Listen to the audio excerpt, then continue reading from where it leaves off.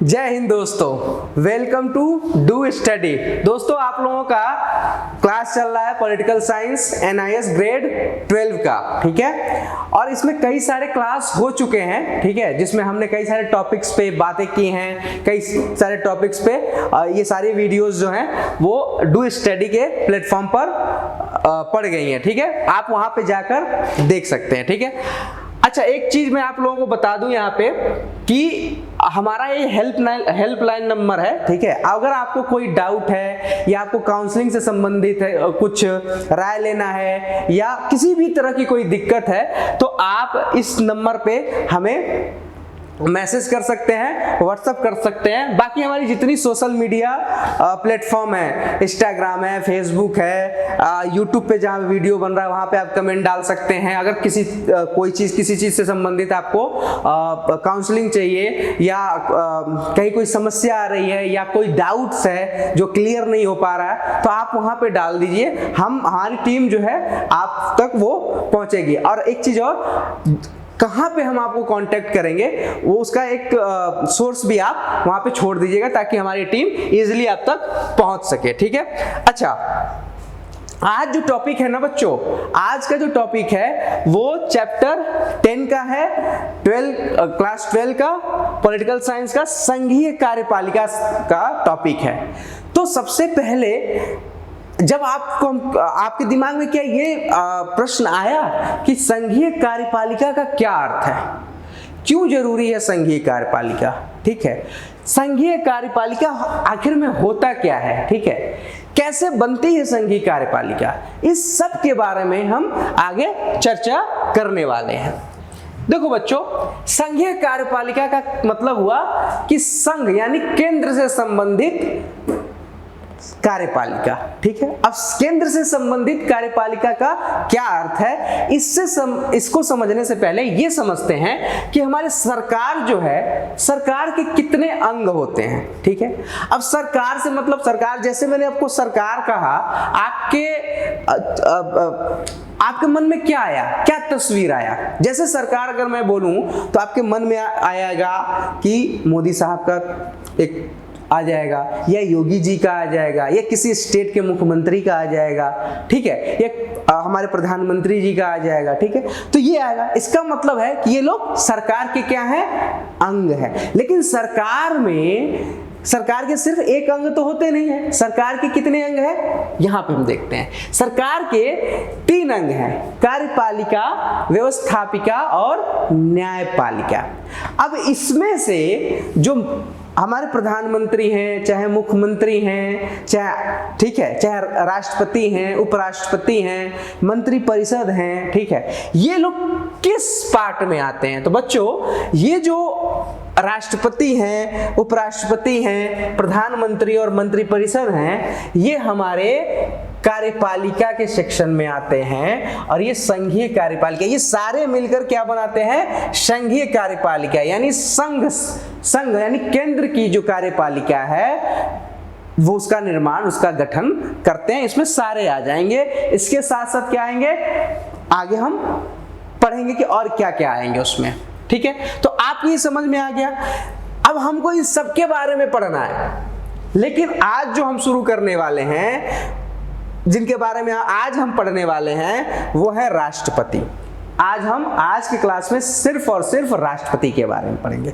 तो दोस्तों, अगर हमें राष्ट्रपति के बारे में पढ़ना है तो आपको कैसे पता कि राष्ट्रपति कौन होगा, राष्ट्रपति कैसे बनेगा, ठीक है, राष्ट्रपति का चुनाव कैसे होगा, राष्ट्रपति की क्वालिफिकेशन क्या होगी, ठीक है, क्या कौन कौन राष्ट्रपति के चुनाव में मतदान करेंगे, राष्ट्रपति के चुनाव की गणना कैसे होगी, ठीक है, ये सारी चीजें आपके दिमाग में आ रही हैं। कहाँ लिखा हुआ है कि एक भारत का एक राष्ट्रपति होना चाहिए, ठीक है, सवाल आ रहा है। तो आप इस सवाल का आप जवाब दीजिए कि हमारा जो भारत है वो किसके हिसाब से चलता है। कहाँ भारत का जो सबसे इंपॉर्टेंट पुस्तक कह लो वो कौन सी है, सबसे इंपॉर्टेंट है भारत की संविधान, ठीक है। यानी भारत के संविधान में हमारे संविधान निर्माताओं ने जब राष्ट्रपति के बारे में लिखा होगा राष्ट्रपति का कैसे चुनाव होगा, कैसे बनेगा, कौन बनेगा, क्या क्या प्रक्रिया होंगी, किस पद्धति से उसका चुनाव होगा, सारी चीजें लिखा होगा। तो चलिए देखते हैं कि राष्ट्रपति का संविधान में किस आर्टिकल में रखा हुआ है। तो देखो बच्चों, राष्ट्रपति का आर्टिकल 52 में क्या कहा गया है कि भारत का एक राष्ट्रपति होगा, यानी संविधान ये बता रहा कि भारत का एक राष्ट्रपति होगा। कहां बता रहा? 52 में। ठीक है, चलिए भारत का एक राष्ट्रपति हो गया। अब राष्ट्रपति जो है एक होगा, वो काम कैसे करेगा? कार्यपालिका की तो बहुत सारे काम होंगे, तो वो काम कैसे करेगा, किससे मिलकर करवाएगा? तो इसके बारे में अनुच्छेद 53 में कहा गया है कि संघ की कार्यपालिका शक्ति राष्ट्रपति में निहित होगी और उसका उपयोग वो संविधान के अनुसार स्वयं या अधीनस्थ पदाधिकारियों के द्वारा करेगा। ठीक है, जितने पदाधिकारी हैं, मान लीजिए जितने ऑफिशियल्स हैं, आईएएस, आईपीएस, पुलिस, ठीक है, प्रधानमंत्री, मुख्यमंत्री, राज्यपाल, ठीक है, ये सब कार्यपालिका में आ जाते हैं। ठीक है, तो सबसे ऊपर कौन हो गया? राष्ट्रपति। ठीक है, और ये जो है इन सारे जितने हैं उनके द्वारा क्या करेगा?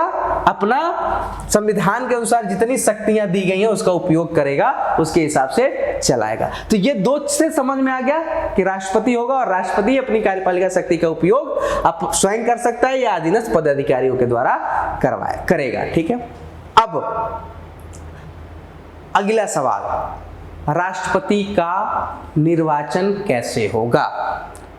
कौन करेगा राष्ट्रपति का निर्वाचन? ठीक है, कौन चुनेगा राष्ट्रपति को? तो अगले सेक्शन में 54 में यह बताया जाता है। संविधान के अनुच्छेद 54 में इसके बारे में कहा गया है कि निर्वाचक मंडल जो है वो राष्ट्रपति का चयन करेगा। निर्वाचक मंडल मतलब वो मंडल जो राष्ट्रपति का चुनाव करेगा। ठीक है, अब ये निर्वाचक मंडल किस किस से मिलकर बना होता है? तो बच्चों, जो निर्वाचक मंडल होता है, इलेक्टोरल कॉलेज होते हैं, वो संसद के निर्वाचित सदस्यों से जो है, निर्वाचित सदस्य, ध्यान देना, संसद के निर्वाचित सदस्य, मनोनीत सदस्य नहीं, निर्वाचित सदस्य, जो निर्वाचन के द्वारा, जो लोगों के द्वारा चुनकर आए होंगे, वही इसमें भाग ले सकते हैं। वो भाग नहीं ले सकते जिसे राष्ट्रपति, आगे हम देखेंगे, जिसे राष्ट्रपति अपॉइंट करता है अपने तरफ से। ठीक है, वो इसके चुनाव में भाग नहीं ले सकते क्योंकि राष्ट्रपति ही उनको अपॉइंट कर रहा है। तो कैसे वो चुनाव, वो तो पार्शियलिटी हो जाएगी। इसलिए जो लोगों के द्वारा चुन के आए होंगे वही राष्ट्रपति के चुनाव में भाग लेंगे। अब ये संसद का मतलब, संसद में दो हैं, लोकसभा और राज्यसभा के सदस्य। ठीक है, आपको ये समझ में आ गया? ये निर्वाचक मंडल के अंग हो गए संसद। ठीक है, अगला है राज्य विधानसभा के निर्वाचित सदस्य। राज्य विधानसभा में जितने निर्वाचित लोगों के द्वारा, निर्वाचित का मतलब है जो लोगों के द्वारा चुनकर आए हुए विधायक हैं, वही इस निर्वाचक मंडल में आएंगे और वही राष्ट्रपति का चुनाव में भाग ले सकते हैं, पार्टिसिपेट कर सकते हैं। अब एक क्वेश्चन आ रहा है कि भाई आपने विधानसभा बोला, तो विधानसभा, एक चीज और बता दूं, कई स्टेट में विधानसभा और विधान परिषद भी होता है। ठीक है, विधान परिषद के जो सदस्य हैं वो इसमें भाग नहीं ले सकते। क्यों नहीं ले सकते? क्योंकि विधान परिषद के जो सदस्य होते हैं वो डायरेक्ट जनता के द्वारा चुनकर नहीं आते हैं।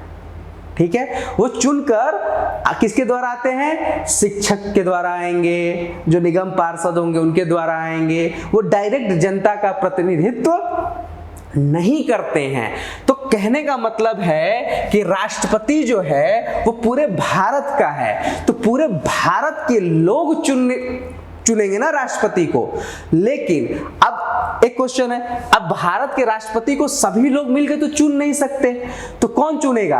भारत के लोग निर्वाचक मंडल का चुनाव करेंगे। तो निर्वाचक मंडल का चुनाव करेंगे, जैसे अमेरिका में होता है, जैसे राष्ट्रपति के चुनाव के निर्वाचक मंडल चुने जाते हैं, लोग चुनते फिर वो राष्ट्रपति को, तो इसमें बहुत प्रोसेस हो जाएगा। तो हमारे हमारे जो संविधान के निर्माता थे कहे कि इतना ज्यादा काहे फजूल खर्ची करना कि एक निर्वाचक मंडल, इन्हीं को निर्वाचक मंडल बना दो भाई, ये भी तो जनता के द्वारा ही चुन के आए हुए हैं। राज्य विधानसभा के सदस्य भी जनता के द्वारा चुन के आए हैं, और ये जो संसद सदस्य हैं वो भी जनता के द्वारा चुन के आए हैं। तो एक निर्वाचक मंडल के लिए हम अलग प्रावधान क्यों करें? इन्हीं को निर्वाचक मंडल बना दो, लोगों के द्वारा चुन के आए, तो ये निर्वाचक मंडल होगा। अब समझ में आ गया कि ये दोनों किसके कर रहे हैं? भारत की पूरी जनता का प्रतिनिधित्व कर रहे हैं।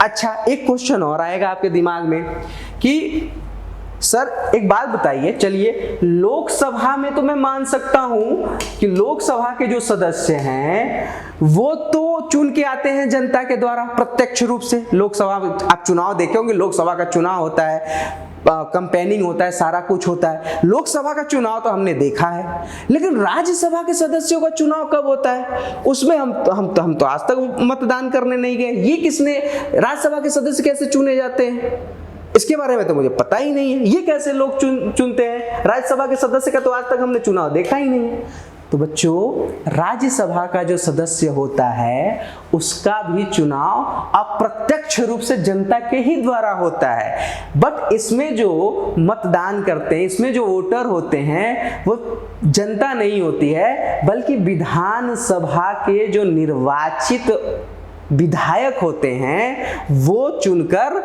भेजते हैं राज्यसभा में, राज्यसभा मेंबर को। तो एक तरह से जो विधायक है वो किसके द्वारा चुना गया? जनता के द्वारा। तो जनता के द्वारा चुना हुआ विधायक ही राज्यसभा में जो कैंडिडेट खड़ा होगा उसका चुनाव कर सकता है। तो जो राज्यसभा का भी जनता अप्रत्यक्ष रूप से किसके द्वारा चुना गया? जनता के द्वारा। लेकिन विधान परिषद में ऐसा प्रावधान नहीं है, ठीक है। तो इसलिए राज्यसभा का जो होगा, ठीक है, वो भी अप्रत्यक्ष रूप से जनता के द्वारा ही चुना हुआ है, ठीक है। दूसरा चीज, आपको ये समझ में आ गया कि ये जो निर्वाचक मंडल कैसे बन रहे हैं, ठीक है, संसद सदस्यों के द्वारा और विधानसभा के द्वारा, ठीक है, ये मिलकर राष्ट्रपति का निर्वाचन करते हैं। समझ में आ गया होगा। दूसरा, जो भारत के राष्ट्रपति के चुनाव की प्रक्रिया है बच्चों, वो कहां से लिया गया है या किस देश के चुनाव पद्धति के सिमिलर है, वो जिसकी समानता हमारे चुनाव पद्धति के हिसाब से समान माना जाता है। तो दोस्तों बच्चों, आयरलैंड का जो प्रक्रिया है ना चुनाव का, वो हमारे चुनाव के लगभग समान है। हालांकि अमेरिका का भी है, लेकिन अमेरिका में अब देखो, यहाँ पे मैंने बताया वहां निर्वाचक मंडल अलग तरीके से चुने जाते हैं जनता के द्वारा, लेकिन यहाँ पे ऐसा नहीं। हमारे संविधान निर्माताओं ने थोड़ा सा डिफरेंट किया है अमेरिका से, लेकिन आयरलैंड के हिसाब से, मतलब आयरलैंड से ज्यादा मिलता है, ठीक है। तो अगर क्वेश्चन पूछता है तो आपको आयरलैंड ही बताना है शॉर्ट्स में, ठीक है, या एमसीक्यूज में पूछ देगा तो एमसीक्यूज में ऑप्शन होगा आयरलैंड पे आपको टिक करना है, ठीक है। अच्छा, इस समय जो भारत के राष्ट्रपति हैं द्रौपदी मुर्मू है, क्वेश्चन आ सकता है, तो आप ध्यान रखना। ये हमारा लोकसभा है और ये हमारा राज्यसभा है। लोकसभा का क्या अर्थ होता है? लोकसभा लोगों यानी जनता का, जो जनता के द्वारा प्रत्यक्ष रूप से चुनकर आया होता है, यानी जो लोगों का प्रतिनिधित्व कर रहा है उसे लोकसभा कहते हैं। और राज्यसभा का मतलब है जो राज्य का प्रतिनिधित्व कर रहा है। राज्य का मतलब राज्यसभा में कौन आते हैं? जो राज्य को चला रहे होते हैं वो चुनकर राज्यसभा में भेजते हैं। जैसे विधायक, मैंने बताया ना, विधायक चुनकर अपने कैंडिडेट को राज्यसभा में भेजते हैं, तो वो राज्य का मेंबर हो गया ना, ठीक है। तो राज्यसभा में वो रहते हैं। बेसिक अंतर एक और बता देता हूं। राज्यसभा, जैसे मान लो राज्यसभा और लोकसभा दोनों का सेशन चल रहा है, तो आपको अगर ये नाम लिखा हुआ नहीं आएगा तो कैसे आप समझोगे कि लोकसभा है कि राज्यसभा है? तो इसका सिंपल सा है कि जो ग्रीन कारपेट दिखाई देगा उसका मतलब है कि वो लोकसभा का सत्र चल रहा है, वहां पे वो लोकसभा सदन है, और जो जहां पे रेड कारपेट दिखाई देगा वो राज्यसभा का है, ठीक है। तो इस तरह से आप समझ सकते हैं। अगले में चलते हैं, अगला देखते हैं। अच्छा, अगला है कि राष्ट्रपति की योग्यता क्या होनी चाहिए, कौन बन सकता है राष्ट्रपति। राष्ट्रपति बनने के लिए क्या क्या अर्हताएं होनी चाहिए, क्या क्या एबिलिटी होनी चाहिए, क्या क्या क्वालिफिकेशन होना चाहिए। तो बेसिक से क्वालिफिकेशन है, क्या क्या है मैं बता देता हूं। पहला तो आपको पता है भारत का नागरिक होना चाहिए। दूसरा 35 वर्ष की आयु पूरी होनी चाहिए, ये तो मिनिमम क्राइटेरिया होती है, ठीक है।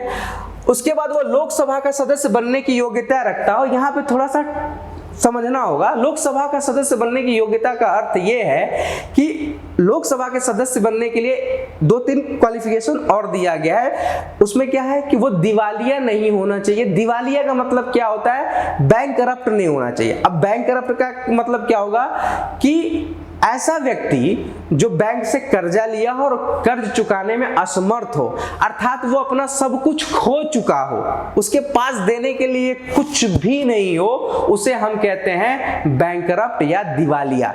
जैसे विजय माल्या बैंक से वो कर्जा लिए, इधर उधर खूब उड़ाए अय्यासी में, आज के समय में भारत छोड़ के भागे हुए, लाखों हजारों करोड़ का क्या कर्ज, मतलब कर्ज लेके भाग गए, उसे चुका नहीं पाए। ऐसे ही नीरव मोदी हैं, ठीक है। ये लोग क्या है, क्या इस तरह के लोगों को हम राष्ट्रपति बना सकते हैं जो दिवालिया हैं, जो भारत का पैसा लेकर भाग गए हैं? ऐसे लोगों को हम राष्ट्रपति बना सकते हैं? नहीं बना सकते। दूसरा, वो पागल नहीं होना चाहिए, दिमागी संतुलन उसका सही होना चाहिए। अगर दिमागी संतुलन नहीं होगा तो राष्ट्रपति के कई सारे दायित्व होते हैं, कई सारे टफ डिसीजन लेने होते हैं, कई सारे ऐसे बिल्स आते हैं जिन पे उनको साइन करने होते हैं। तो अगर वो दिमागी रूप से पागल होगा और दिमागी रूप से असंतुलित होगा तो वो कैसे डिसीजन ले पाएगा कि इस पे साइन करना है, नहीं करना है, इसको रोकना है, इसको पास करना है, कैसे पता, कैसे चलेगा इसको, ठीक है। तो दिमागी रूप से भी वो सक्षम होना चाहिए, पागल नहीं होना चाहिए, या मानसिक रूप से विकृति नहीं होनी चाहिए उसके अंदर, ठीक है। तो ये आपको समझ में आ गया।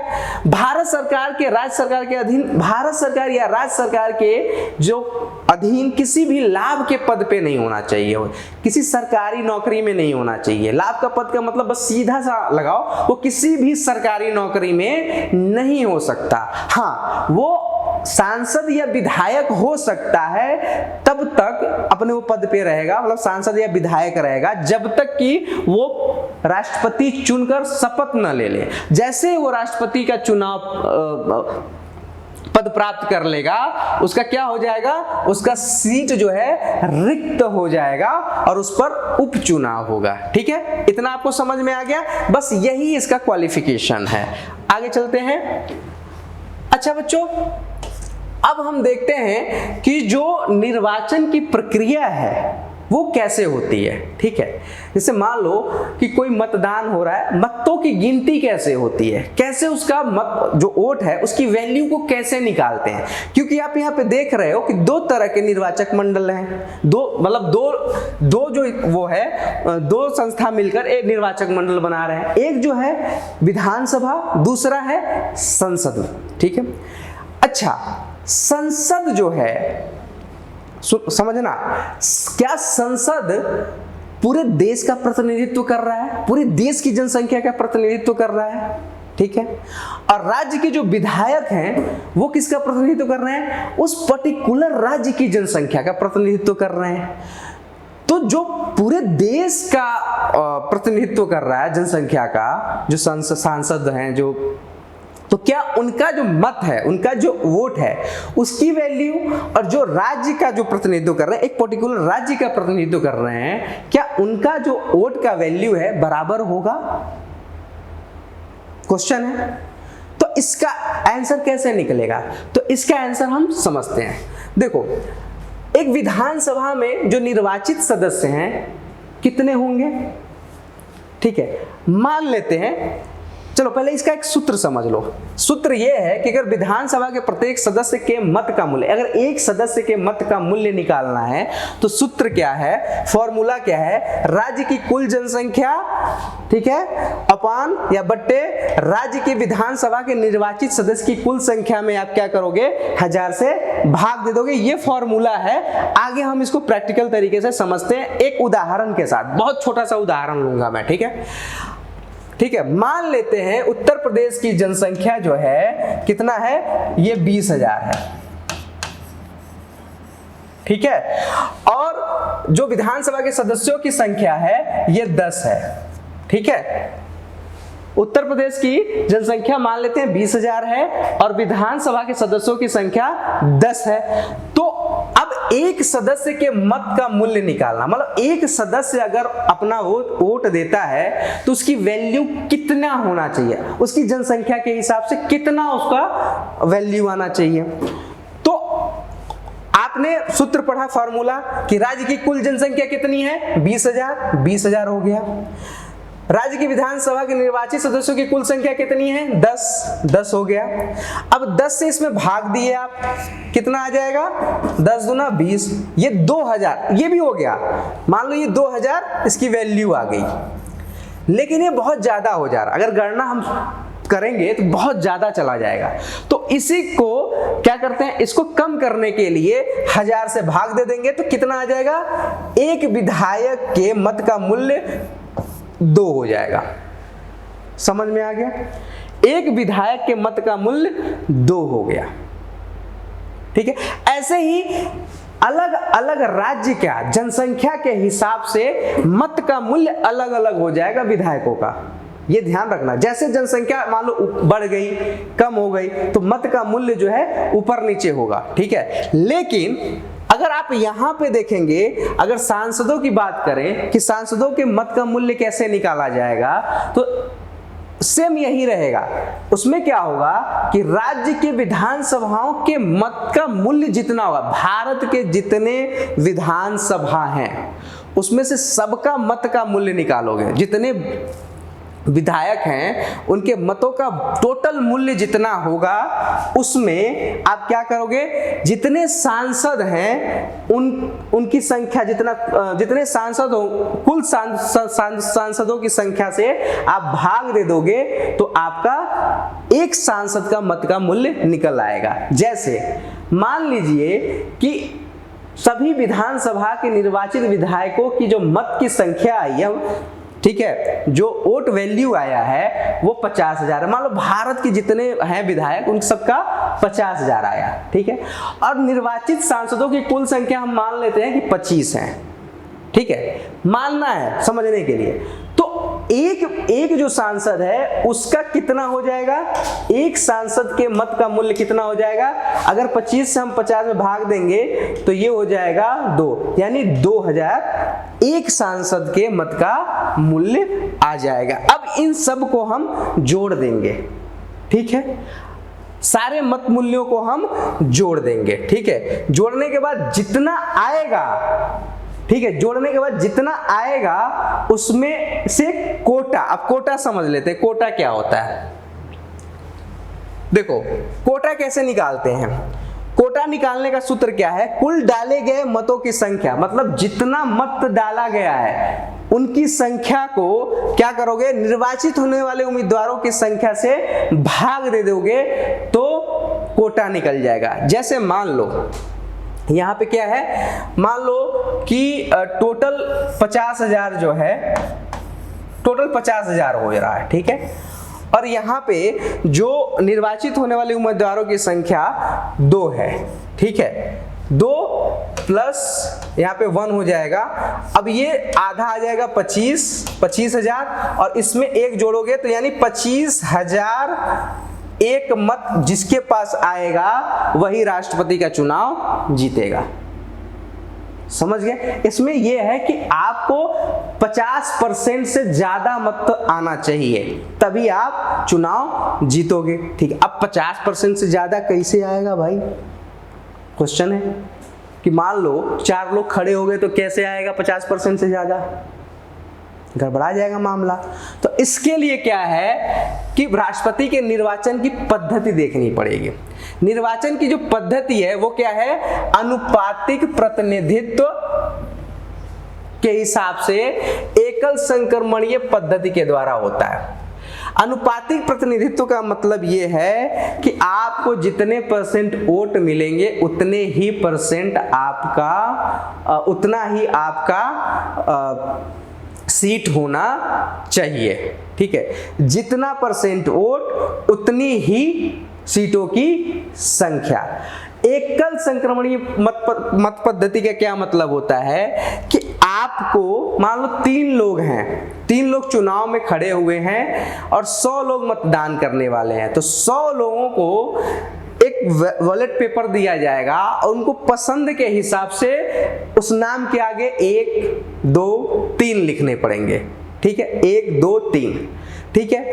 अब उसमें से जिसका मान लो ए है, बी है और सी है, मान लो सी को 20% वोट मिले हैं, ठीक है, और बी को 40% वोट मिले हैं, ठीक है, और जो ए है उसको सबसे ज्यादा मिले हैं। तो अब क्या होगा कि जिसको सबसे ज्यादा मिले हैं, ठीक है, और जिसको सबसे कम मिले, तो जिसको सबसे कम मिले उसके वोटों को निकाल दिया जाएगा और इन दोनों के बीच में बांटा जाएगा कि भाई इस प्रेफरेंस के हिसाब से किसको दिया गया है। मान लो किसी ने कहा कि जो बी वाला है उसको हमने, जैसे मान लो ये, अब थोड़ा एक बार मैं समझा देता हूं आपको, ठीक है, जैसे मान लो ये ए है, ठीक है, ये बी है और ये सी है, ठीक है। अब सी जो है एलिमिनेट हो गया कि इसके पास नहीं है, तो अब यहाँ पे ये फर्स्ट प्रेफरेंस खत्म हो जाएगा। अब ये देखा जाएगा कि इसको जितना मत मिला है इसमें से इन दोनों को देना है।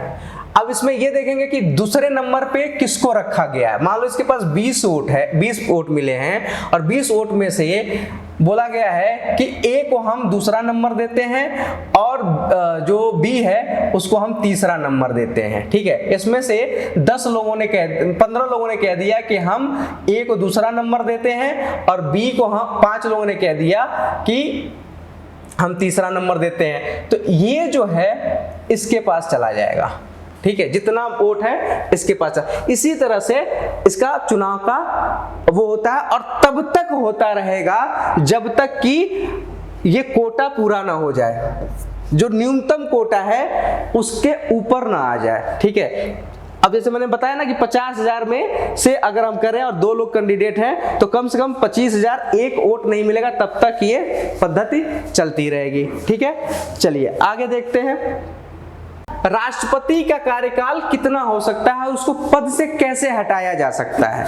तो राष्ट्रपति का जो कार्यकाल है वो 5 वर्ष का होता है बच्चों, वो 5 वर्ष तक अपने पद पर रह सकता है। उसके बाद दूसरा है, एक व्यक्ति जो है अधिकतम 2 बार से ज्यादा राष्ट्रपति नहीं बन सकता, ठीक है, अधिकतम वो 2 बार ही राष्ट्रपति बन सकता है। तीसरा, कार्यकाल पूरा होने पर पद से हट जाएगा वो, ठीक है।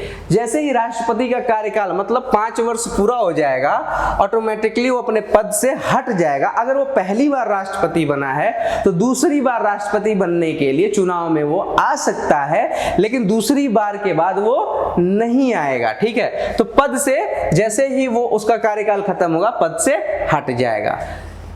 चौथा, अगर मान लो राष्ट्रपति अपने पद पे है और उसका मान लो स्वास्थ्य कारण आ गया है, कोई परेशानी हो गई है, वो अब अपने पद पे नहीं रहना चाह रहा, तो अपना त्यागपत्र देकर क्या कर सकता है, पद खाली कर सकता है। और वो अपना त्यागपत्र किसको देगा, उपराष्ट्रपति को दे देगा, ठीक है। राष्ट्रपति अपना त्यागपत्र किसको देगा, उपराष्ट्रपति को देगा, ठीक है।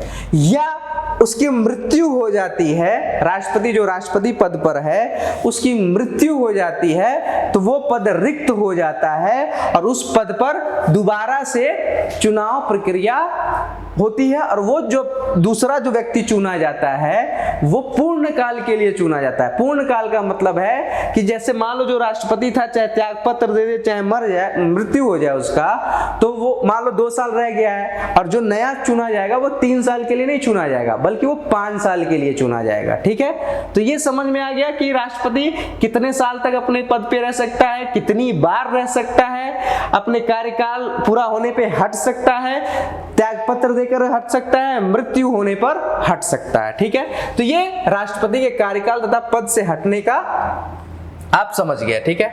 अच्छा, एक और प्रक्रिया है, मान लो इसमें से कुछ भी नहीं हुआ, ना वो मरे ना वो त्यागपत्र दिए, ठीक है, तो कैसे हटाया जाए। तो इसमें संविधान में अनुच्छेद 61 में ये प्रावधान है कि महाभियोग लगाकर भी राष्ट्रपति को हटाया जा सकता है। लेकिन महाभियोग किस सिचुएशन में लगेगा, कब लगेगा, कैसे लगेगा, ऐसा क्या राष्ट्रपति किया है कि उसको महाभियोग उस पर लगाया जा सके, ठीक है, उसको हटाने के लिए। तो सिर्फ एक कारण है दोस्तों कि अगर राष्ट्रपति संविधान का उल्लंघन या उसके विरुद्ध आचरण करता है, यानी संविधान का उल्लंघन कर देता है, संविधान को मानने से इनकार कर देता है, या संविधान के आचरण के हिसाब से काम नहीं करता है, तो उस पर महाभियोग लग सकता है। अब अगला कि भाई ये महाभियोग लगाएगा कौन, तो ये महाभियोग संसद के किसी भी सदन में या लोकसभा में या राज्यसभा में प्रस्ताव रखा जा सकता है। लेकिन वो प्रस्ताव जब रखा जाएगा उससे 14 दिन पूर्व इसकी सूचना देनी पड़ेगी कि भाई हम 14 दिन के बाद महाभियोग लगाने वाले हैं, ये प्रस्ताव रखने वाले हैं, ये सूचना मिल जानी चाहिए राष्ट्रपति को, ठीक है। अच्छा, अब राष्ट्रपति के इस प्रस्ताव पर कम से कम, अब तुमने कहा कि चलो सूचना दे दिया, अब जिस दिन ये प्रस्ताव पारित होगा उस पर जो संसद सदस्य होंगे उनके 1/4 सदस्य के हस्ताक्षर होने चाहिए उस प्रस्ताव पे, समझ गए, 1/4 सदस्यों का हस्ताक्षर होना जरूरी है, ठीक है। अच्छा, अगला, यदि प्रस्ताव को 2/3 बहुमत से पारित कर दिया जाता है, 2/3 बहुमत से उसे पारित कर देते हैं, ठीक है, दोनों सदनों से, तो क्या होगा, वो महाभियोग स्वीकृत माना जाएगा उस सदन में। मान लो लोकसभा चल रही है, लोकसभा में मान लो कि क्या नाम है, सदस्यों की संख्या 550 के आसपास है, और 550 में से 2/3 बहुमत, जो 2/3 सांसद हैं, उन्होंने कह दिया कि भाई ठीक है इसको पारित कर दो, ठीक है, वोटिंग हुआ, वोटिंग में वो पारित हो गया, तो उस सदन से वो स्वीकृत हो जाता है और वो अगले सदन यानी राज्यसभा में उसकी जांच करने के लिए चला जाता है। मतलब वो राज्यसभा उसकी जांच करेगा, या राज्यसभा में अगर प्रस्ताव आया है तो लोकसभा उसकी जांच करेगा कि क्या सही में ये जो महाभियोग का प्रस्ताव लगाया गया है और जो सदन पास करके भेजा है, क्या ये सही में राष्ट्रपति ने संविधान का उल्लंघन किया है, क्या वो राष्ट्रपति जो है संविधान के विरुद्ध आचरण किया है। तभी अगर उसको लगता है, दूसरा सदन भी ये पाता है कि नहीं जी उस राष्ट्रपति ने किया है उल्लंघन और उसको पारित कर देता है 2/3 बहुमत से, तो क्या होगा, राष्ट्रपति पे महाभियोग पारित हो जाएगा और वो पद से इस्तीफा दे देगा, यह पद से रिक्त हो जाएगा, ठीक है। अच्छा, जांच के समय जैसे मान लो अब राज्यसभा ने पारित करके लोकसभा को भेज दिया, अब लोकसभा में जब जांच होगी तो राष्ट्रपति स्वयं उपस्थित होकर या अपना प्रतिनिधि भेजकर क्या कर सकता है, उस पर अपनी सफाई दे सकता है कि भाई ये इसमें क्या क्या दिक्कतें हैं। जैसे मान लो कोर्ट में तुम जाते हो तो कोर्ट में सफाई देने के लिए पूछता है ना कि भाई तुम क्या कहोगे, तुम्हारा अपनी सफाई में क्या कहना है। ऐसे ही राष्ट्रपति को ये मतलब मौका दिया जाता है, ये अवसर दिया जाता है कि वो अपनी सफाई में स्वयं आकर या किसी प्रतिनिधि को भेजकर अपना वो दे, ठीक है। उसके बाद भी अगर 2/3 बहुमत से जो जांच करने वाला सदन है पारित कर देता है तो राष्ट्रपति को अपना पद छोड़ना पड़ेगा, ठीक है। ये आपको समझ में आ गया महाभियोग। अच्छा, राष्ट्रपति के विशेषाधिकार और उन्मुक्तियां क्या है। राष्ट्रपति के पास कई सारे विशेषाधिकार है भाई। पहला, न्यायालय के प्रति उत्तरदायी नहीं होता है, राष्ट्रपति न्यायालय के प्रति उत्तरदायी नहीं है, ठीक है। वो किसके प्रति उत्तरदायी है, संविधान के प्रति। बाकी वो क्योंकि संविधान का उल्लंघन करेगा तभी लोकसभा और राज्यसभा क्या कर सकते हैं, इस पर महाभियोग लगा सकते हैं, ठीक है। महाभियोग में सिर्फ राज्यसभा और लोकसभा लगा सकते हैं, राष्ट्रपति को उसको पद से हटा सकते हैं, बाकी कोई ताकत उसको राष्ट्रपति के पद से नहीं हटा सकता। तो न्यायालय के प्रति उत्तरदायी राष्ट्रपति होता ही नहीं है। दूसरा, राष्ट्रपति जो है भारत का प्रथम नागरिक है, ठीक है, महामहिम है वो, ठीक है, उसके ऊपर कोई है ही नहीं, अब पहला नागरिक है वो, ठीक है। तो राष्ट्रपति को बंदी नहीं बनाया जा सकता, राष्ट्रपति को बंदी आप नहीं बना सकते, किसी भी फौजदारी कार्रवाई नहीं कर सकते। मान लो राष्ट्रपति ने कोई मतलब मैंने कुछ ऐसा गुनाह कर दिया या ऐसा किसी का सर फोड़ दिया है या किसी का मर्डर का चार्ज चल रहा है मेरे पे, और उसी दौरान क्या होता है कि अगर मैं राष्ट्रपति का चुनाव लड़ता हूँ, जीत जाता हूँ, तो वो तब तक के लिए ये जो फौजदारी का केस है वो बंद हो जाएगा, और तब तक जब तक मैं अपने पद पे हूँ उस तब तक के लिए मुझे बंदी नहीं बनाया जा सकता, उस राष्ट्रपति को बंदी नहीं बनाया जा सकता। तो फौजदारी कार्रवाई राष्ट्रपति पर नहीं हो सकती, ठीक है। न्यायालय में उपस्थित होने के लिए बाध्य, ऐसा नहीं कि सुप्रीम कोर्ट बोल दे कि भैया ऐसा है कि राष्ट्रपति आ जाओ आप न्यायालय में, न्यायालय सबको बोल सकता है कि आ जाओ, लेकिन राष्ट्रपति को नहीं बोल सकता। क्यों नहीं बोल सकता? क्योंकि आगे हम समझेंगे कि क्यों नहीं बोल सकता, ठीक है। दीवानी मुकदमा चलाने से पूर्व 2 मास पहले उसे नोटिस देना पड़ेगा। दीवानी का मुकदमा, मान लो किसी जमीन उमीन का मुकदमा चल रहा है, ठीक है, तो उसमें भी राष्ट्रपति को 2 मास पहले नोटिस आपको देना पड़ेगा न्यायालय को, ठीक है। तो ये इसके राष्ट्रपति के विशेषाधिकार हैं और कुछ उन्मुक्तियां जिससे उसको छूट मिली हुई है, ठीक है। छूट में समझ गए कि न्यायालय के प्रति उत्तरदायी नहीं है, बंदी वो बनाया नहीं जा सकता, न्यायालय में उपस्थित होने के लिए उसको बाध्य नहीं कर सकते, और दीवानी मुकदमा अगर कहीं भी कुछ चल रहा है तो 2 मास पहले उसको नोटिस जारी करनी होगी, ठीक है। ये है राष्ट्रपति के विशेषाधिकार। राष्ट्रपति पद अगर रिक्त हो जाता है तो राष्ट्रपति का कार्यभार कौन देखेगा? मान लो अगर राष्ट्रपति रिजाइन कर दिया, ठीक है, तो जब तक चुनाव नहीं हो जाता या राष्ट्रपति की मृत्यु हो गई, तो जब तक राष्ट्रपति का चुनाव नहीं हो जाता तब तक राष्ट्रपति का कार्यभार कौन देखेगा? उपराष्ट्रपति, ठीक है। उपराष्ट्रपति राष्ट्रपति का कार्यवाहक राष्ट्रपति के रूप में कार्य करेगा, ठीक है। अच्छा, राष्ट्रपति पद अधिकतम कितने दिन तक खाली रह सकता है, या राष्ट्रपति अगर पद खाली है तो कितने दिन के अंदर राष्ट्रपति का चुनाव हो जाना चाहिए? तो इसका उत्तर है बच्चों 6 महीने के अंदर राष्ट्रपति का चुनाव हो जाना चाहिए। किसी भी कीमत पे राष्ट्रपति का चुनाव 6 महीने के अंदर हो जाना चाहिए। यदि उपराष्ट्रपति और राष्ट्रपति दोनों पद खाली हो तब राष्ट्रपति का कार्य कौन देखेगा? फिर राष्ट्रपति की जिम्मेदारियां कौन निभाएगा? आपको पता है कौन निभाएगा? अगर उपराष्ट्रपति भी ना हो, राष्ट्रपति भी ना हो, तो कौन निभाएगा? तो बच्चों ऐसा एक सिचुएशन आ गया था 1969 में, जब राष्ट्रपति जाकिर हुसैन, जो राष्ट्रपति थे भारत के जाकिर हुसैन, उनकी क्या हो गई थी? मृत्यु हो गई थी। और क्या हुआ था कि जो उपराष्ट्रपति वीवी गिरी थे वो राष्ट्रपति पद का चुनाव लड़ने के लिए उपराष्ट्रपति पद से इस्तीफा दे दिए। तो देखो राष्ट्रपति पद भी खाली हो गया, उपराष्ट्रपति पद भी खाली हो गया, तो अब राष्ट्रपति का कार्यभार कौन देखेगा? तो उसके लिए ये प्रावधान किया गया कि अगर राष्ट्रपति और उपराष्ट्रपति पद दोनों खाली हैं तो उच्चतम न्यायालय के मुख्य न्यायाधीश राष्ट्रपति का निर्वाचन तक कार्यभार संभालेगा। जब तक राष्ट्रपति का निर्वाचन नहीं हो जाता तब तक कौन निभाएगा? उच्चतम न्यायालय का मुख्य न्यायाधीश निभाएगा, ठीक है। तो अगर राष्ट्रपति का पद खाली है और उपराष्ट्रपति हैं तो उपराष्ट्रपति राष्ट्रपति का कार्यभार देखेंगे।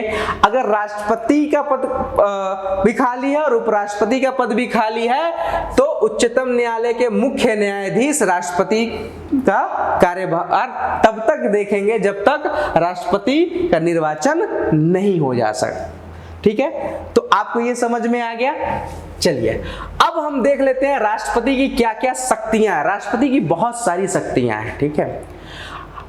पहला, अब इसको अगर हम कैटेगराइज करें, वर्गीकरण करें इसका, ठीक है, श्रेणीबद्ध करें तो कितने हैं? सामान्यकालीन अधिकार आ जाएंगे, कार्यपालिका संबंधी शक्ति आएगी, विधायी शक्ति आएगी, वित्तीय शक्ति आएगी, न्यायिक शक्ति आएगी, आपातकालीन अधिकार, युद्ध, आक्रमण, राज्यों में संवैधानिक तंत्र के विफल होने पर, और वित्तीय। एक एक पॉइंट को हम देख लेते हैं। दो बच्चों, यहां से क्वेश्चन लॉन्ग बन सकता है, लॉन्ग क्वेश्चन आ जाएगा, तो आपको ये सारी चीजें लिखनी पड़ेंगी। अब थोड़ा समझ लो, मैं थोड़ा समझा देता हूं जल्दी जल्दी में। कार्यपालिका संबंधी शक्ति क्या है? कार्यपालिका मतलब शासन चलाने की शक्ति क्या है? तो भैया शासन चलाने की संबंधी शक्ति है उसके पास। शासन चलाने के लिए क्या है, क्या करेगा वो? प्रधानमंत्री को अपॉइंट करेगा। अब वो प्रधानमंत्री कैसे अपॉइंट होगा वो हम बाद में देखेंगे। कैबिनेट बनेगा, ठीक है। उसके बाद कई सारे जो पद हैं उस पर क्या करेगा? अपॉइंट करेगा। जैसे महालेखा परीक्षक पद पे, चुनाव आयोग जो चुनाव आयुक्त होते हैं उस पद पे, ठीक है, गवर्नर के पद पे, इन सब के पद पे कौन अपॉइंट करता है सबको? राष्ट्रपति अपॉइंट करता है सबको, ठीक है। उसके बाद पदाधिकारियों की नियुक्ति मैंने बता दिया है, जितने पदाधिकारी हैं सबकी नियुक्ति भी कौन करेगा? राष्ट्रपति करेगा, ठीक है। अगला, राज्यों के शासन पर नियंत्रण रखता है। राज्यों के शासन पर भी वो नियंत्रण रखेगा। किसके द्वारा? गवर्नर के द्वारा। गवर्नर की अपॉइंटमेंट कौन करता है? गवर्नर को कौन नियुक्त करता है राज्यों में? यही राष्ट्रपति करता है। तो राज्यों के शासन पर भी वो नियंत्रण रखता है, ठीक है। अंतरराष्ट्रीय क्षेत्र संबंधी अधिकार, राष्ट्रपति जो है कभी अंतरराष्ट्रीय विदेश यात्रा पर जाता है तो वो समझौता करता है, जो भी संधि करेगा या जो समझौता होगा एक दूसरे देशों के उसमें, जैसे भारत के राष्ट्रपति या किसी देश के राष्ट्रपति मिलते हैं और उसमें जो भी समझौता होगा या जो भी संधि होगी उससे संबंधित कई सारे अधिकार हैं और उसको पारित करना पड़ता है, उसको अप्लाई कराना पड़ता है। तो राष्ट्रपति जो है अंतरराष्ट्रीय संधि समझौता भी कर सकता है और विदेश यात्रा भी कर सकता है। भारत के संबंध को अच्छा बनाने के लिए किसी कोई अंतरराष्ट्रीय सम्मेलन हो रहा है उसमें भी जा सकता है, ठीक है। तो ये हो गया अंतरराष्ट्रीय। अच्छा, सैनिक अधिकार भी है। राष्ट्रपति जो है सैनिक, जितनी तीनों सेना है, तीनों सेना का प्रमुख कौन होता है? तीनों सेना का प्रमुख राष्ट्रपति होता है। थल सेना, जल सेना और वायु सेना का जो प्रमुख है, जो कमांडर है, जो प्रमुख कमांडर है वो कौन है?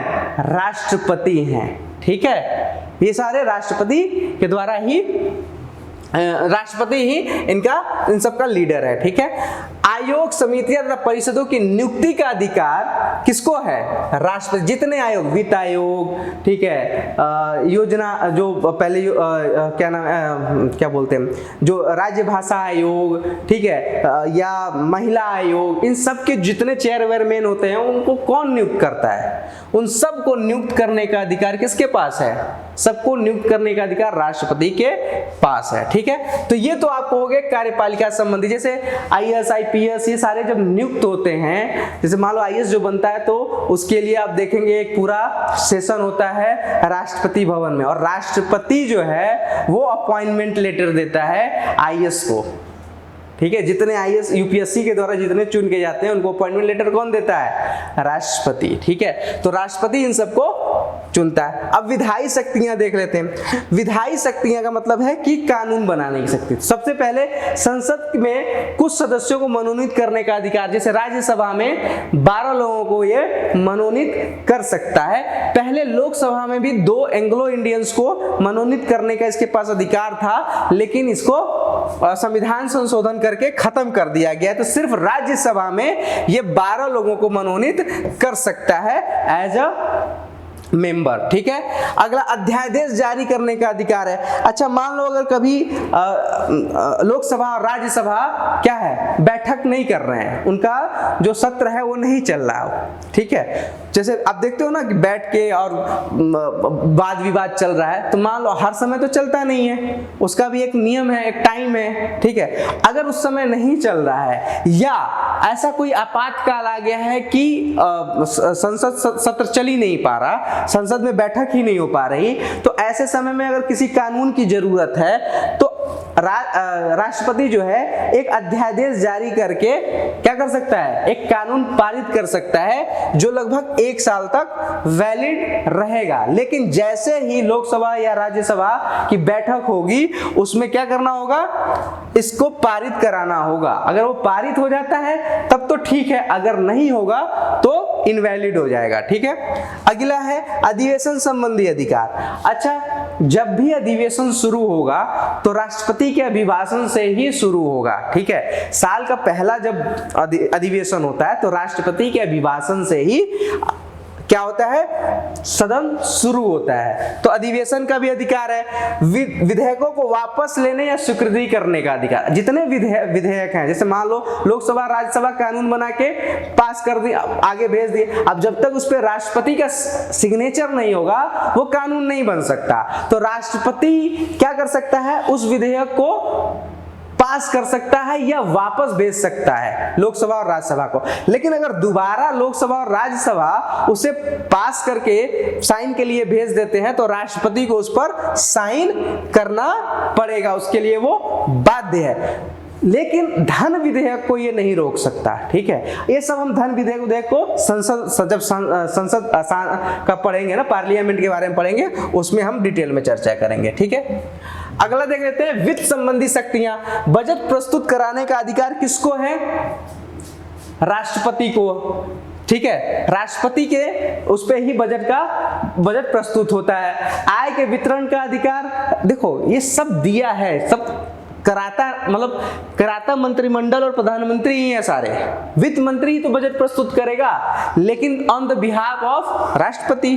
ठीक है, तो करते सभी मंत्रिमंडल और प्रधानमंत्री और ये सारे लोग ही करते हैं, लेकिन ये सारे भाई राष्ट्र का अध्यक्ष तो राष्ट्रपति है, तो उसी के हिसाब से ये सब इनके कारिंदे। पहले पढ़े हो ना आर्टिकल 53 में क्या कहा गया है, पदाधिकारियों के द्वारा भी कर सकता है, अपने शक्ति का प्रयोग पदाधिकारियों के द्वारा भी कर सकता है। तो ये सब लोग उनके पदाधिकारी हैं। जैसे मान लो मालिक के बिहाफ पे, जैसे मान लो कि तुम कहीं कंपनी में काम कर रहे हो और आपको कहीं मीटिंग में बोला गया कि आप जाओ यहाँ पे ये प्रपोजल पेश करके आओ, तो आप किसके बिहाफ पे प्रपोजल पेश कर रहे हो, अपने कंपनी के बिहाफ पे, अपने कंपनी के मालिक के बिहाफ पे प्रपोजल दे रहे हो ना वहां पे। ठीक है, तो इसी तरह से ये करते हैं। आय का वितरण का अधिकार है, आय का वितरण का अधिकार किसको है, राष्ट्रपति को है। अब ये कैसे है, जितना टैक्स कलेक्ट होता है उसका वितरण करने के लिए वित्त आयोग का गठन होता है। वित्त आयोग का जो गठन होगा उसका अपॉइंटमेंट कौन करता है, राष्ट्रपति करता है। वो अलग बात है कि प्रधानमंत्री और कैबिनेट की सलाह पे करता है। ठीक है, अनुदानों एवं करों की संतुष्टि, जितने अनुदान या कर होंगे उसकी इस पे कंट्रोल राष्ट्रपति का होगा। ठीक है, आकस्मिक निधि पर अधिकार राष्ट्रपति का ही होता है। ठीक है, जितने आकस्मिक निधि होते हैं उस पर राष्ट्रपति का अधिकार होगा। तो वित्त संबंधी ये सारे, आकस्मिक निधि का मतलब ये होता है कि मान लो कोई ऐसी दुर्घटना वाला कोई वो हो गया तो राष्ट्रपति के पास एक फंड होता है जिसे वो आपातकाल में ही उस फंड को निकालता है। ठीक है, तो उस पे भी उसका अधिकार होता है। ठीक है, अब न्यायिक शक्तियां देख लेते हैं। भाई आपको पता है कि अगर किसी को भारत में फांसी की सजा हो जाए या किसी प्रकार की सजा हो जाए, कोर्ट ने किसी को सजा दे दी, तो उसको क्षमा दान का अधिकार किसको है, राष्ट्रपति को है। अगर सुप्रीम कोर्ट ने किसी को बोल दिया कि भाई इसको लटका दो, फांसी दे दो, ठीक है, लेकिन उसने राष्ट्रपति को अर्जी लगा दी और राष्ट्रपति ने कहा यार छोड़ो, जाने दो, इसको क्षमा कर दो, तो सुप्रीम कोर्ट ने कोई अगर वर्डिक्ट दिया है, कोई सजा सुनाई है, वो नन एंड वॉइड हो जाएगा, मतलब इनवैलिड हो जाएगा, खारिज हो जाएगा, उसकी मान्यता खत्म हो जाएगी और वो व्यक्ति बच जाएगा। तो क्षमा दान करने से संबंधित अधिकार किसके पास है, राष्ट्रपति के पास है। लेकिन यहाँ भी राष्ट्रपति की मनमानी नहीं चलेगी, प्रधानमंत्री और कैबिनेट सलाह देंगे उसको मानने के लिए, यहाँ भी वो बाध्य होगा। ठीक है, उसके बाद परामर्श करने का अधिकार। अगर राष्ट्रपति को कोई परामर्श चाहिए सुप्रीम कोर्ट के न्यायाधीश से, तो सुप्रीम कोर्ट के न्यायाधीश को बोलेगा हाँ जी एक बात बताओ, ये चीज है, ये कोई मान लो कोई भी विधेयक है या कोई कानून है या किसी भी तरह का अगर शासन प्रशासन से संबंधित है, किसी तरह का राय अगर उसको चाहिए, परामर्श चाहिए उच्चतम न्यायालय से, तो वो परामर्स ले सकता है उच्चतम न्यायालय का, लेकिन उसको मानने के लिए वो बाध्य नहीं है। उच्चतम न्यायालय ने अपना परामर्श दे दिया, अब वो राष्ट्रपति के ऊपर है कि वो उसे माने या ना माने। ठीक है, तो परामर्श प्राप्त करने का उसको अधिकार है, न्यायाधीशों की नियुक्ति करने का अधिकार। अब देखो यहीं पे मैंने कहा ना कि जो उच्चतम न्यायालय के न्यायाधीश हैं, चाहे उच्च न्यायालय के न्यायाधीश हैं, उनकी नियुक्ति कौन करता है? न्यायाधीश करता है। तो क्या राष्ट्रपति को ये जो न्यायाधीश हैं वो किसी तरह की सजा सुना सकते हैं या उनको अपने कोर्ट में बुला सकते हैं? मतलब इनका बॉस कौन है? न्यायाधीशों का बॉस एक तरह से टेक्निकली कौन हो गया? राष्ट्रपति। तो क्या राष्ट्रपति किसी मान लो किसी कंपनी का मालिक है, आगे चल के आप कहीं काम करने जाओगे और काम करते हुए क्या आपने बॉस को अपने कैबिन में बुला लोगे? अगर अपने मन से आ जाए वो अलग बात है, लेकिन क्या आप किसी को आदेश दे के कहोगे भैया हम जो बॉस है उनको हमारे कैबिन में भेजो? या मान लो बॉस कोई गलती कर दे तो क्या तुम्हारे में इतनी हिम्मत होगी कि तुम उस बॉस को सजा दे दो या किसी तरह का जुर्माना लगा दो? नहीं लगा सकते। इसीलिए जब राष्ट्रपति न्यायाधीशों की नियुक्ति करता है तो वो कैसे राष्ट्रपति को सजा सुना सकता है या राष्ट्रपति को न्यायालय में बुला सकता है? नहीं बुला सकता। यही कारण है। ठीक है, तो न्यायाधीशों की नियुक्ति का अधिकार किसको है? राष्ट्रपति को। जैसे उच्चतम न्यायालय की पदों की संख्या कौन निश्चित कर सकता है? राष्ट्रपति। ठीक है, ये सारे न्यायिक शक्तियां हैं राष्ट्रपति के। संसद के प्रस्ताव पर न्यायाधीशों को पद से हटाना। अब राष्ट्रपति जो है इनको न्यायाधीशों को उनके पद से हटा सकता है, लेकिन जब संसद इसका पास करके देगा तभी हटा सकते हैं, अपने मन के मर्जी नहीं हटा सकते। ठीक है, राष्ट्रपति की स्वीकृति से उच्चतम न्यायालय की बैठक दिल्ली के अतिरिक्त लेकिन उच्चतम न्यायालय का वो ये हुआ कि चलो यार आज ना हम दिल्ली में नहीं बैठेंगे, आज हम चलते हैं लखनऊ में बैठेंगे, बेंच जो लगेगी लखनऊ में हम पेशी और सुनवाई करेंगे। तो ये कैसे होगा? राष्ट्रपति की स्वीकृति लेनी पड़ेगी। राष्ट्रपति की स्वीकृति से दिल्ली के अलावा कहीं भी जहां चाहे वहां बेंच बैठकर सुन सकती है और फैसला दे सकती है। ठीक है, तो ये सारे अधिकार न्यायिक अधिकार हैं। अच्छा, अब एक बहुत बड़ा सवाल आता है, कई बार ये क्वेश्चन भी आता है कि क्या राष्ट्रपति जो है के पास जो है कार्यपालिका की वास्तविक शक्ति है उसके पास?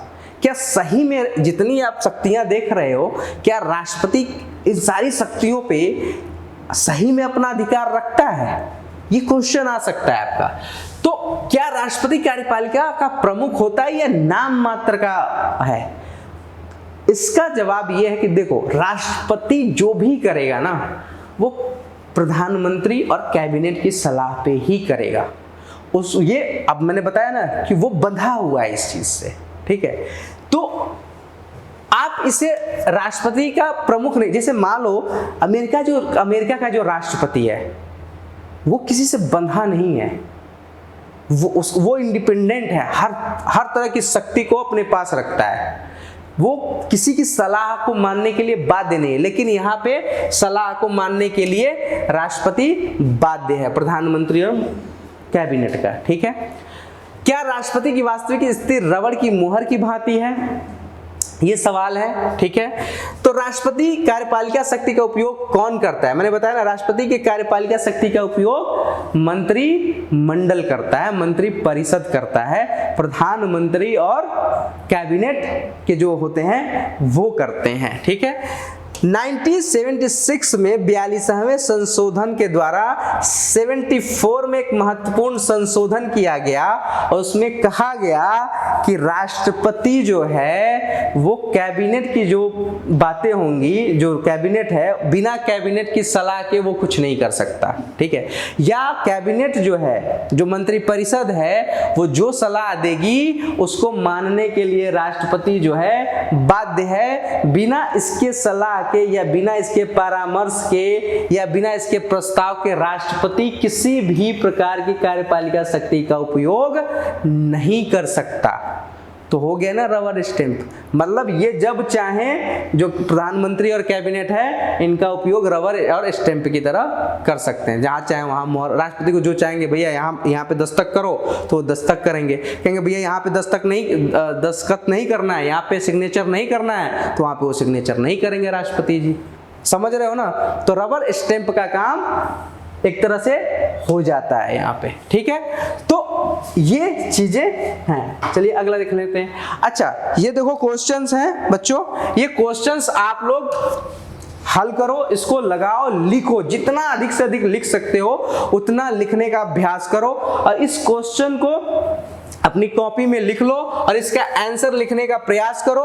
एग्जामिनेशन जब आपका आएगा उस समय मैं एक आधा एक घंटे का वीडियो 1-2 बना दूंगा जो इंपॉर्टेंट क्वेश्चन होंगे, जिससे आपको रिवीजन करने में फायदा मिलेगा, ठीक है। जो एग्जामिनेशन पॉइंट ऑफ व्यू से बहुत इंपॉर्टेंट होंगे वो मैं बता दूंगा, ठीक है। लेकिन आप लिखने का अभ्यास करो। मान लो आपको अगर आंसर आता भी होगा, मैं यहाँ बता भी दूंगा, और लिखने का अभ्यास अगर आपको नहीं होगा तो आप एग्जामिनेशन में लिख नहीं पाओगे। तो लिखने का अभ्यास अधिक से अधिक करने का प्रयास करो, ठीक है। तो आई होप कि आज का जो राष्ट्रपति का क्लास है आपको बहुत अच्छा लगा होगा, आपको बहुत कुछ नया चीज सीखने को मिला होगा, समझने को मिला होगा। अपनी कार्यपालिका के जो प्रमुख हैं, एक तरह से नाम मात्र के ही से लेकिन प्रमुख हैं, राष्ट्रपति जो एक बहुत बड़ा संवैधानिक पद है, भारत के प्रथम नागरिक माने जाते हैं, महामहिम माने जाते हैं, उनके बारे में आप लोगों ने आज बहुत कुछ सीखा, बहुत कुछ समझा, कैसे उसकी चुनाव की प्रक्रिया है, क्या पद है, क्या शक्तियां, इन सारी चीजों के बारे में आपने अच्छे से जाना। अब अगले वीडियो में हम समझेंगे उपराष्ट्रपति और प्रधानमंत्री के बारे में, ठीक है। तब तक के लिए जय हिंद।